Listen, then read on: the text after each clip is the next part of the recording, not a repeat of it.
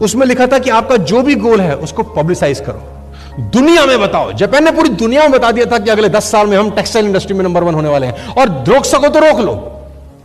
दुनिया में बताओ अपने गोल्स, चिल्ला चिल्ला के बताओ अपने गोल्स। क्या होगा?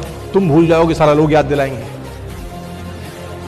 तुम गलती से भूल भी गए तो आते जाते लोग को नहीं मारेंगे। हाँ भाई,